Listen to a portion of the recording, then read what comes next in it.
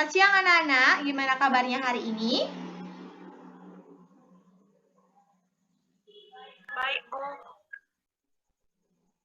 Ya bagus, jadi semuanya sehat ya.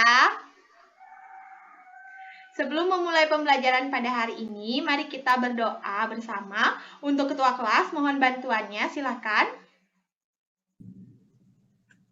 Marilah kita berdoa dengan keyakinan masing-masing. Berdoa dimulai.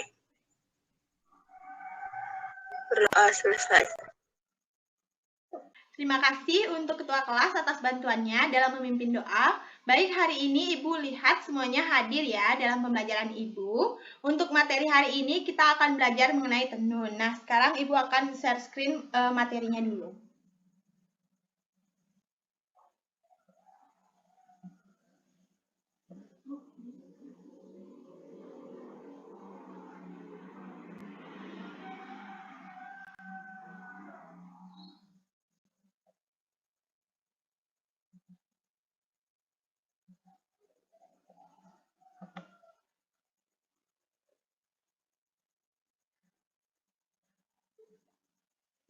Nah, untuk sebelumnya, apakah ada yang tahu apa itu tenun? Belum tahu, Bu. Yang lainnya bagaimana? Apakah ada yang tahu?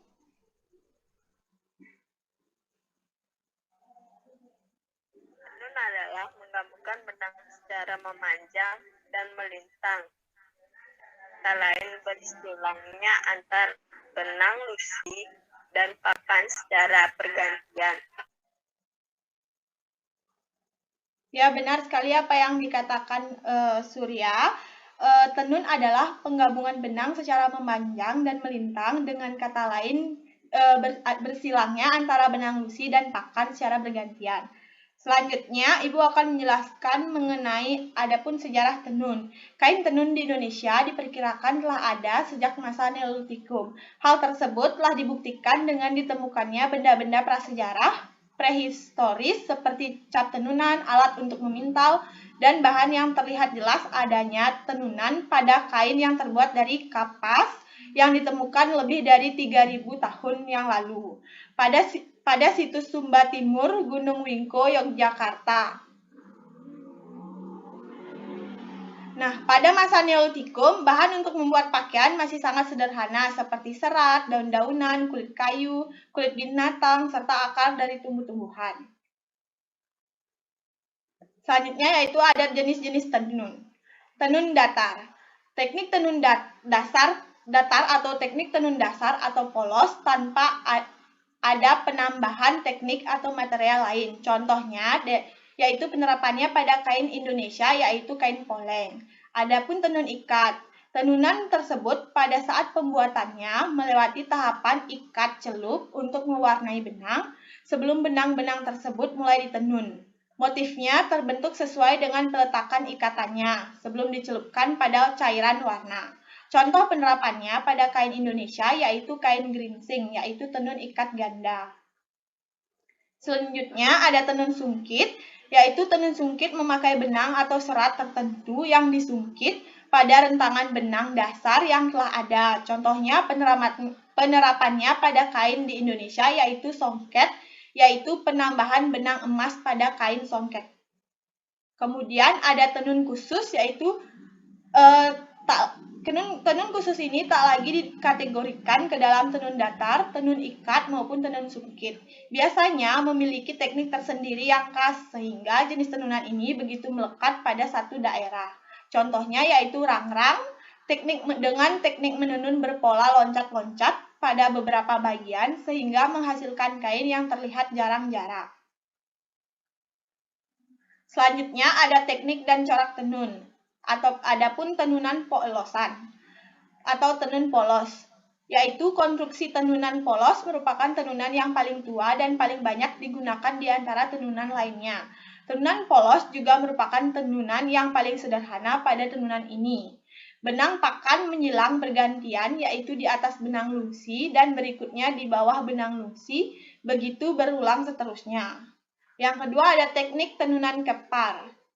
Silang tenunan kepar atau twill adalah suatu anyaman yang benang-benang lungsinya menyilang di atas atau di bawah dua benang pakan atau lebih, dengan silangan benang lungsi sebelah kiri atau kanannya bergeser satu benang pakan atau lebih untuk membentuk garis diagonal atau garis kepar. Kemudian ada teknik tenunan satin. Tenun dengan silang satin minimal memerlukan 5 gun yang disebut juga satin 5 gun. Pada satin yang teratur, titik-titik silang pada lungsi berikutnya bergeser 2 pakan atau lebih. Jumlah pergeseran ini disebut angka geser atau angka loncat. Pada satu rapor anyaman hanya terdapat satu silangan pada setiap lungsinya. Kemudian ada teknik tapestry. Tapestry merupakan teknik membuat kerajinan tekstil dengan menenun benang, serat, dan bahan lainnya. Sedangkan pada teknik tapestry pada umumnya lebih condong pada permainan pakan, terutama permainan warna sehingga komposisi warnanya terlihat menarik. Selanjutnya ada alat tenun. Ibu ingin bertanya dari kalian apakah ada yang tahu apa saja 3 alat tenun yang ada? Apakah ada yang bisa menjawab?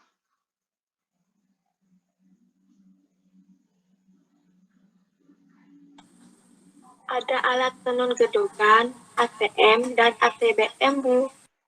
Ya, benar sekali yang dikatakan Vina. Jadi alat tenun itu ada alat tenun gendong atau gedogan, alat tenun bukan mesin, dan alat tenun mesin. Yang pertama yaitu alat tenun gendong. Bisa dilihat di gambar, alat tenun gendong mempunyai ciri khas pada bagian belakangnya, disebut epor yang diletakkan di belakang pinggang, seolah-olah digendong waktu menenun. Sering pula disebut dengan istilah tenun gendong, karena bunyinya terdengar dong-dong-dong sewaktu menekan benang pakan dengan alat yang dinamakan liro. Alat ini digerakkan menggunakan tangan. Selanjutnya alat tenun tijak atau alat tenun bukan mesin. Alat tenun tijak ini adalah pengembangan dari alat tenun gendong. Pada alat ini mempunyai rangka yang lebih banyak. Beberapa tiang untuk menopang bagian-bagian alat tenun tijak ini. Menenun dengan alat ini bukan hanya tangan yang digerakkan tapi juga kaki. Dan posisi penenun duduk di kursi dengan demikian lebih praktis dibanding dengan alat tenun gendong. Untuk gambarnya bisa dilihat pada gambar tersebut. Selanjutnya ada alat tenun mesin. Alat tenun mesin adalah alat yang paling modern karena pembuatan tenun menggunakan mesin. Gerakan mesin tenun dibagi dalam gerakan pokok, yaitu gerakan naik turun, membuat gerakan naik atau turun dari heo untuk menenun sebuah benang pakan. Yang kedua yaitu gerakan picking, ini mengangkat gerakan memasukkan teropong yang berisi sebuah kop ke dalam shed oleh gerakan naik turun. Kemudian ada gerakan memukul. Yaitu memukul benang pakan yang disiapkan melalui shed oleh red dan merupakan akhir dari tenunan. Untuk gambar tenun mesin bisa dilihat pada gambar tersebut.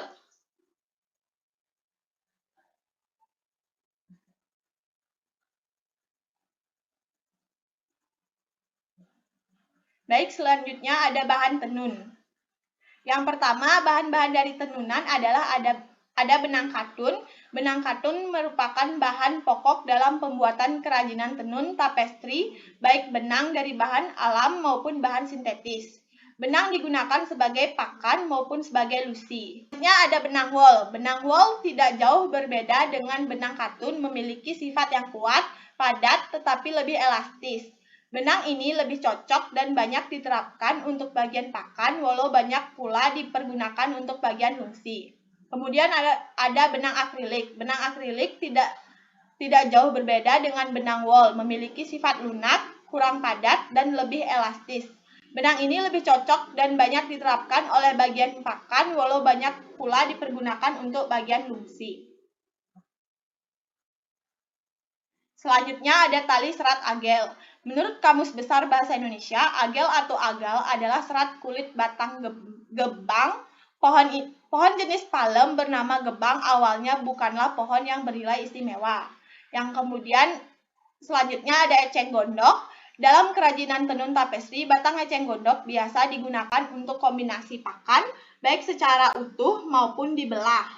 Selanjutnya ada mendong. Dalam kerajinan tenun tapestri, mendong biasa digunakan untuk kombinasi pakan. Selanjutnya ada gaji agel, ada akar wangi. Akar wangi biasa digunakan untuk kombinasi pakan dalam pembuatan kerajinan tenun tapestri. Selanjutnya ada benang kulit. Benang kulit biasa digunakan untuk kombinasi pakan dalam pembuatan kerajinan tenun tapestri. Kemudian ada zat warna tekstil. Pada umumnya, zat warna tekstil dapat dibagi menjadi dua bagian, yaitu zat warna alami dan warna sintetis. Selanjutnya, apakah ada pertanyaan yang belum dimengerti mungkin dari materi yang Ibu jelaskan? Tidak, Bu. Baik, selanjutnya ada tugas yang harus kalian kerjakan, yaitu yang dikumpulkan pada minggu depan.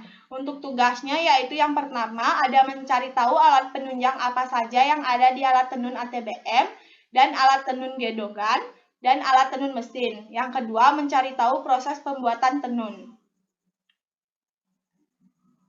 Apakah ada yang bertanya?